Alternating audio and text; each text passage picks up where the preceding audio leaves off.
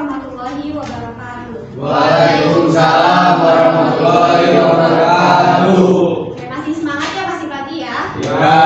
Oke. Seperti biasa, sebelum kita mulai pelajaran, untuk HM-nya silakan pimpin dulu kita doa.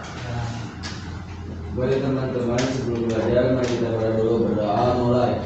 Bismillahirrahmanirrahim. Abitu billahi wa bil islami wa bi Muhammadin nabiyya wa rasulah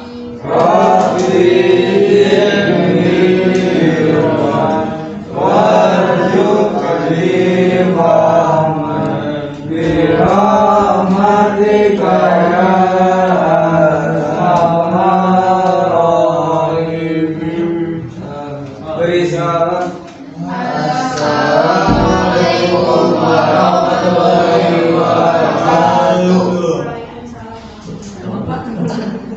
Alhamdulillah ya, semoga pembelajaran kita hari ini diberi keberkahan dan kelancaran Allah Subhanahu wa Ta'ala. Amin. Baik, sebelum mulai Ibu absen dulu ya. Anggita hadir. Bayu Hadir. Badrika, Dea hadir. Karunia hadir. Ilha, Sabta, Hadir. Nabila hadir. Niko, Miswa, Rari, Tia hadir. Ya, cuma Nabila yang tidak hadir. Kita doakan semoga Nabila cepat sembuh. Amin. Amin. Sudah siap belajarnya? Sudah. Alat tulisnya sudah siap juga ya? Sudah. Oke, duduknya yang rapi ya. Sudah. Nah, pada pertemuan sebelumnya kita kan sudah belajar mengenai apa coba? Sebelum kesetimbangan ini apa? Laju reaksi. Laju reaksi ya. Nah, laju reaksi ini adalah perubahan konsentrasi reaktan. Perubahan konsentrasi reaktan atau produk per satuan waktu. Nah, materi laju reaksi ini berkaitan dengan materi yang akan kita pelajari, yaitu tentang apa? Kesetimbangan kimia. Kesetimbangan kimia ya. Nah, coba kalian lihat di sini ada gambar apa? Ya, yang ini udah dibuka ya. Nah, Ibu mau tanya, bagaimana jika kedua air ini dibiarkan selama 2 hari, apa yang akan terjadi? Bercampur udara. Ya, seru. Seru kenapa seru? Kan didiamin aja. Oh, mana dulu? Oke, boleh. Nah, untuk ya, mengembun apa? Masa mengembun? Menguap ya, benar. Nah, untuk mengetahui apa yang akan terjadi terhadap kedua air tersebut, kita nonton dulu ya.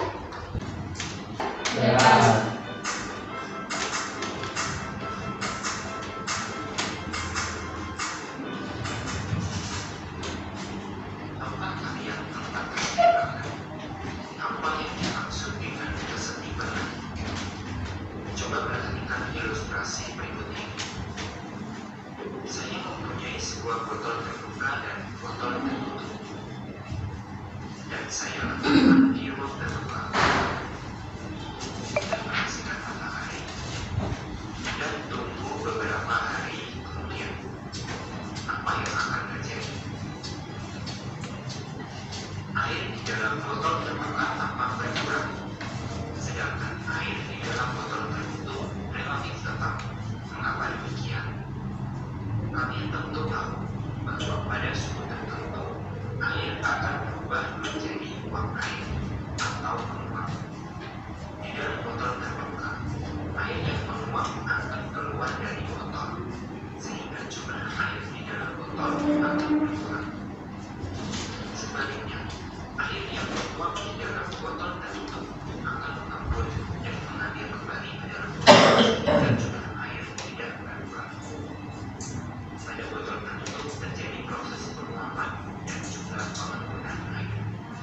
jika proses tersebut berlangsung dengan laju yang sama, sepertinya tidak ada yang berubah sehingga jumlah air relatif tetap. Itulah yang disebut dengan keseimbangan.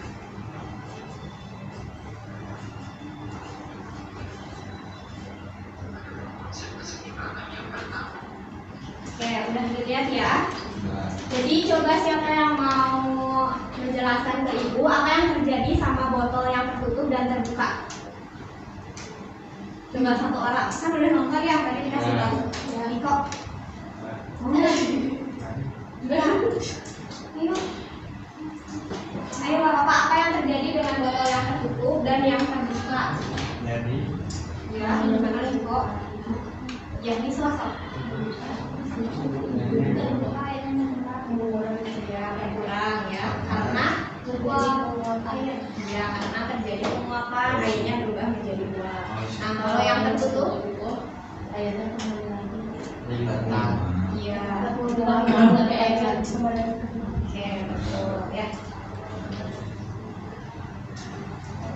Nah, dalam kehidupan kita sehari-hari, ternyata kita juga sudah sangat berkaitan dengan yang namanya kesetimbangan atau keseimbangan. Nah, ketika kita makan, kita harus memenuhi asupan yang harus tubuh kita penuhi. Jadi makan itu juga harus seimbang ya. Apa coba makanan itu 5 sehat? 4 sehat 5 sempurna. Ya, betul ya. Nah, sekarang kita untuk mengetahui kesetimbangan kimia ini ada beberapa tujuan pembelajaran yang harus kita capai. Yang pertama yaitu siswa mampu menjelaskan reaksi kesetimbangan, dan yang kedua siswa mampu membedakan jenis kesetimbangan berdasarkan wujudnya. Nah, jadi kita harus mencapai tujuan pembelajaran ini ya. Nah, untuk itu kesetimbangan kimia, coba ada yang mau baca satu orang? Coba tadi cewek udah menjawab, kayaknya bisa sok baca aja. Kesetimbangan kimia adalah keadaan saat kedua reaktan dan produk hadir dalam konsentrasi yang tidak memiliki kecenderungan lebih lanjut untuk berubah seiring berjalannya waktu. Kesetimbangan kimia juga menyatakan laju reaksi ke arah produk sama dengan laju reaksi ke arah reaktan. Oke, jadi kesetimbangan kimia itu memiliki laju yang sama antara ke kanan atau ke produk dan juga ke kiri atau reaktan ya. Nah, untuk mengetahui suatu kesetimbangan kimia, diketahui ada beberapa ciri-ciri kesetimbangan kimia. Nah, yang pertama itu ada sistem tertutup, yaitu produk dan reaktan tidak ada yang meninggalkan sistem. Contohnya ketika tadi ya, air di dalam botol. Nah, itu namanya sistem tertutup karena tidak ada yang keluar, tidak ada air yang menguap keluar. Yang kedua ada reaksi bolak-balik. Nah, reaksi bolak-balik ini merupakan zat produk dapat kembali bereaksi membentuk reaktan. Seperti apa contohnya, ada yang tahu nggak? Reaksi dua arah. Es batu yang mencair. Ya, betul, es batu. Itu contohnya ya. Yang ketiga bersifat dinamis. Reaksi berlangsung terus-menerus dalam dua arah dengan laju reaksi produk sama dengan laju reaksi reaktan secara makroskopis. Nah, jadi reaksinya itu berjalan terus-menerus secara makroskopis. Artinya, ada yang tahu? Tidak dapat terlihat ya, makro itu kecil. Secara makroskopis, mikro ya, mohon maaf ini typo. Nah, boleh ditulis dulu deh untuk ciri keseimbangannya.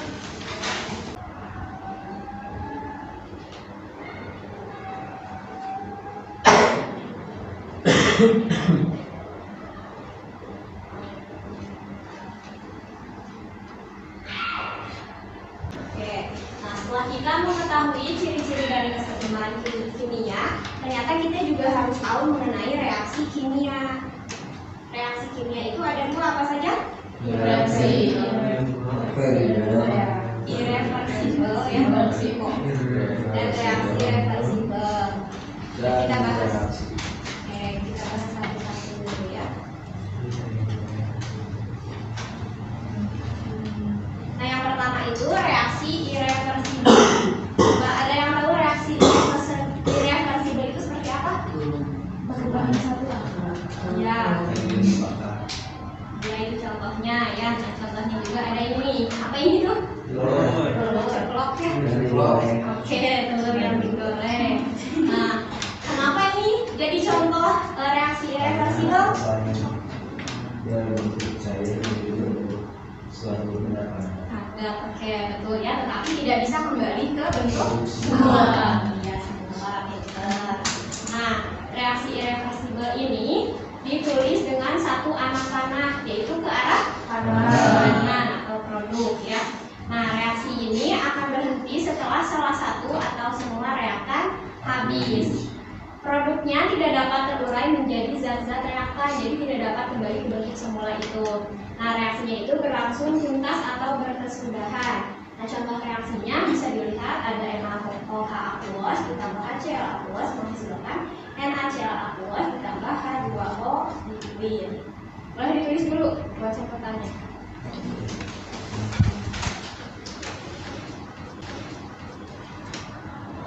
Bisa reaksi ke arah produk itu bisa kembali ke bentuk semula. Jadi kan asalnya cair ke padat, nah dari padat ke cair lagi itu bisa, itu dinamakan reaksi dua arah. Nah, persamaan reaksi reversibel ini dapat ditulis dengan dua anak panah yang berlawanan. Kemudian reaksi ke arah produknya itu disebut reaksi maju, dan reaksi ke arah reaktannya disebut reaksi balik. Contoh reaksi dua arahnya bisa dilihat di sana ya. Nah, kemudian ada contoh lain. Nah, bisa dilihat lagi di sini. Yang pertama adalah reaksi satu arah dan reaksi dua arah. Pernahkah kalian membakar kayu? Apa yang dihasilkan ketika kayu habis terbakar? Pastilah yang tersisa hanya abu. Dapatkah abu sisa pembakaran diubah menjadi kayu lagi? Hal itu tentu saja tidak dapat dilakukan. Oleh karena itu, reaksi pembakaran kayu dikatakan sebagai reaksi satu arah. Kemudian, misalkan saya mempunyai kalsium karbonat, dihasilkan dari kalsium oksida dan karbon dioksida. Jika kalsium oksida dan karbon dioksida ditambahkan, maka akan terbentuk kalsium karbonat. Jadi reaksi tersebut adalah reaksi dua arah. Reaksi satu arah disebut irreversibel. Reaksi dua arah disebut reversibel. Keseimbangan dinamis. Jadi tadi contoh lainnya itu yang reaksi irreversibel apa? Kayu yang dibakar. Selain itu contoh lainnya ada yang tahu nggak? Lilin itu reversibel. Kalau yang irreversibelnya coba satu contoh lagi apa? Daun. Iya, daun kertas juga udah. Mantap. Boleh ditulis lagi ya ini yang reversibel. Kita sudah mengetahui mengenai reaksi kimia. Ada dua ya, reaksi apa saja? Irreversibel dan non-reversibel. Nah, sekarang kita akan mempelajari mengenai jenis kesetimbangan kimia. Nah, jenis kesetimbangan kimia itu ada dua. Coba, siapa tahu? Ada yang tahu apa aja? Homogen. Oke, homogen dan heterogen. Betul ya. Nah, yang pertama itu ada kesetimbangan homogen. Boleh siapa ada yang mau baca pengertiannya apa? Oh, siapa yang mau baca? Boleh Amrita baca suaranya yang kencang. Kesetimbangan homogen yaitu kesetimbangan kimia yang di dalamnya terdapat satu macam wujud zat, misalnya gas atau cairan. Betul ya. Nah, contohnya ada pembuatan asam iodida H2. Ini harusnya kecil ya. Dikali-kali nggak bisa kecil. Contohnya pembuatan asam iodida. Jadi H2 gas ditambah I2 gas menghasilkan kesetimbangan 2HI gas. Nah, semuanya itu sama kan? Fasanya apa? Gas. Oke, yang lain juga sama gas. Yang terakhir itu fasanya apa? Yang ketiga? Aqueous. Oke, betul. Nah, selanjutnya Selanjutnya, yang kedua itu ada apa? Keseimbangan heterogen. Sekarang laki-lakinya coba baca pengertiannya. Siapa?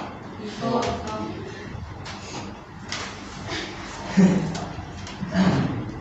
Keseimbangan heterogen. Keseimbangan heterogen yaitu keseimbangan nilai yang tidak terdapat berbagai macam bibit misalnya akar, air dan santan. Oke, betul ya. Nah, bisa dilihat di contohnya. Yang pertama ini persamaan reaksi yang pertama. Karbonnya itu berfasa apa? Solid itu apa ya? Padat, betul. Karbon lainnya berfasa Gas. CO-nya Gas. Nah, kenapa disebut dengan kesetimbangan heterogen? Karena terdapat Macam manis dan wujud iya, betul. Ada dua. Kalau dari ini ada dua fasa ya, yaitu solid dan gas. Kalau di yang persamaan yang kedua ada fasa apa saja? Liquid sama gas. Oke. Coba kalau yang ketiga siapa ada fasa apa aja?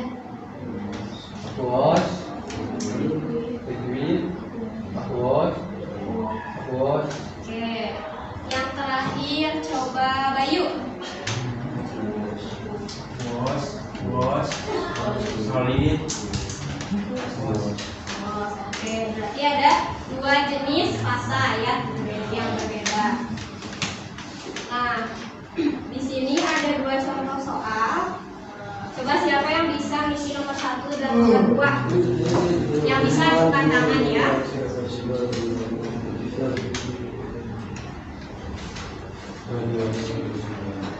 Mengacungkan tangan atau nanti ditunjuk. Siapa yang mau duluan? Coba nomor 1 Radi.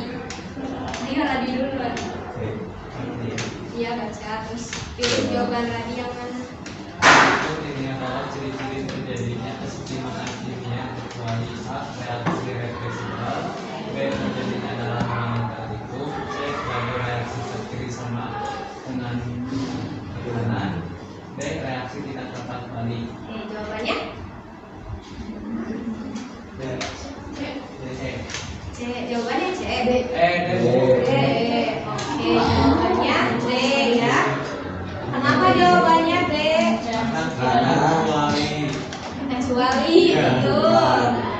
Yang bukan ya. Suatu kesetimbangan itu berciri khasnya itu tadi ada 3 ya cirinya. Masih ingat nggak? Tadi dituliskan cirinya coba apa saja?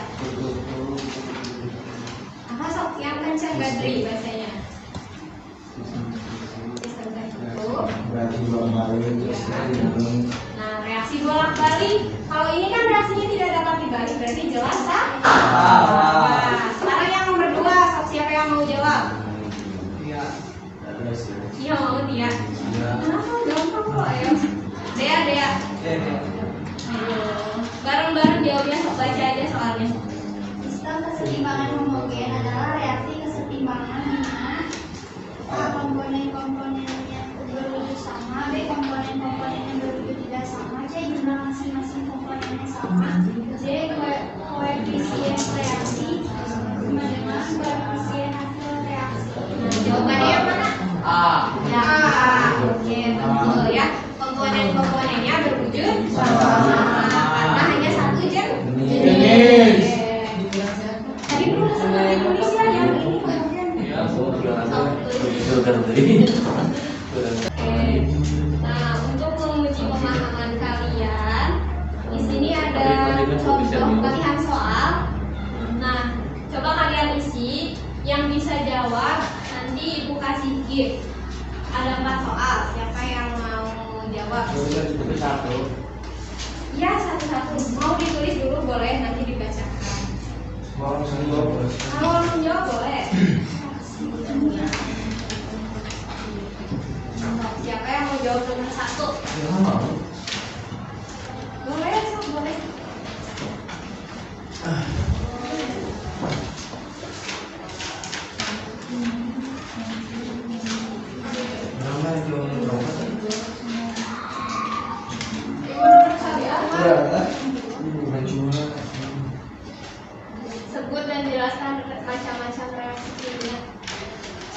3. Oke, boleh. Nomor 4 Ilham, nomor 3 Anggita, nomor 1 aku. Tania. Nomor 2 siapa? Tuh. Ayo siapa? Nomor 1 udah Hania. Yang belum nomor 2 tuh. Nomor 2 juga gampang kok. Oke, mau.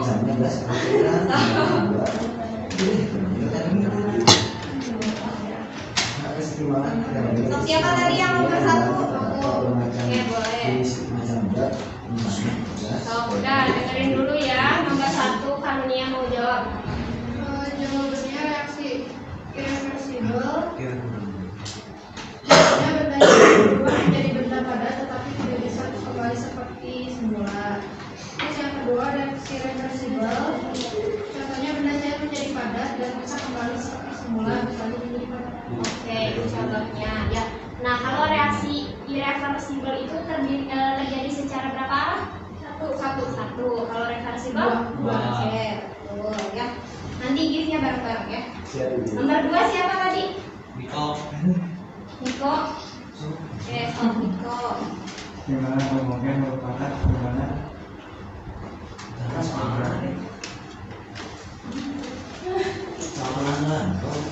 Oh, salah. Apa perbedaan yang terdapat dari keseimbangan dunia homogen dan heterogen? Keseimbangan homogen merupakan keseimbangan yang terjadi di mana zat bereaksi memiliki fase yang masa berangkat. Keseimbangan heterogen merupakan keseimbangan yang terjadi di mana zat-zat yang bereaksi memiliki fase yang berbeda. Oke. Nah, kalau reaksi homogen itu berapa jenis kok? Yang homogen Homogen. berapa jenis? Asalnya homogen. Oh, rasanya berapa jenis? Satu. Kalau misalkan yang heterogen 2. Oke, betul ya. Nah, sekarang yang nomor 3 siapa? Ya. Anggita dia. Iya, tidak bisa matian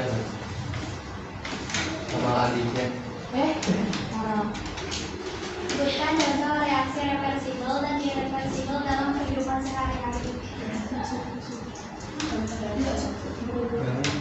Contoh reaksi reversibel adalah es batu. Kalau contoh reaksi irreversibel kertas apa? Kertas yang dimakan. Oke, ya. Coba yang lain ada tahu nggak contoh yang lain? Mentega. Es batu. Puding juga ya. Nomor terakhir. Tuliskan masing-masing contoh reaksi homogen dan heterogen. Contoh dari homogen yaitu H2 gas ditambah I2 yaitu I2 gas berpasang. Dan keseimbangan 2HI gas itu contoh dari homogen. Kalau contoh dari heterogen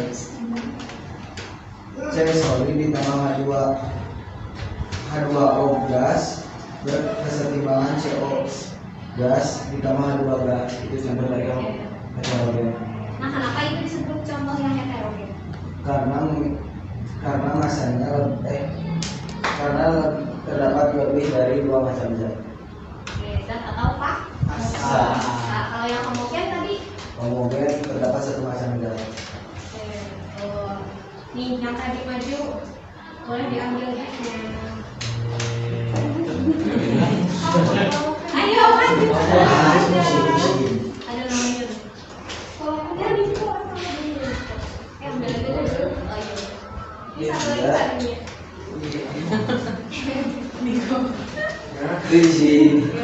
Berarti udah kurang lebih udah paham ya sama reaksi keseimbangan kimia dan jenis-jenisnya. Oke, ternyata pembelajaran kali ini sudah selesai ya. Jadi pada hari ini kita sudah belajar mengenai apa saja ya? Keseimbangan kimia.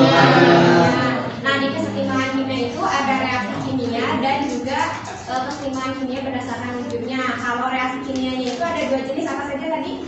Homogen. Bukan, itu mah keseimbangan kimia. Ini reaksi kesetimbangan.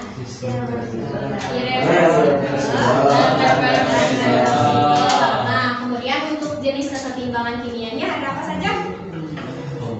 Ya, kesetimbangan homogen dan kesetimbangan heterogen. Nah, ternyata kita mempelajari kesetimbangan kimia itu sangat penting ya, karena kita juga bersinggungan dengan kehidupan sehari-hari. Nabi Muhammad SAW juga memberikan contoh bahwasannya untuk menjalani hidup kita itu juga harus seimbang. Nah, dalam Al-Quran surat Al-Mulk, Allah juga berfirman, Allah telah mengisyaratkan agar kita hidup seimbang sebagaimana Allah telah menjadikan alam beserta isinya berada dalam sebuah keseimbangan. Nah, ya mungkin pembelajaran kita hari ini cukup sampai di sini. Untuk pertemuan selanjutnya kita akan belajar mengenai faktor-faktor yang mempengaruhi pergeseran arah kesetimbangan. Nah, untuk sekarang Ibu cukupkan. Terima kasih atas perhatiannya. Wassalamualaikum warahmatullahi wabarakatuh. Waalaikumsalam warahmatullahi wabarakatuh.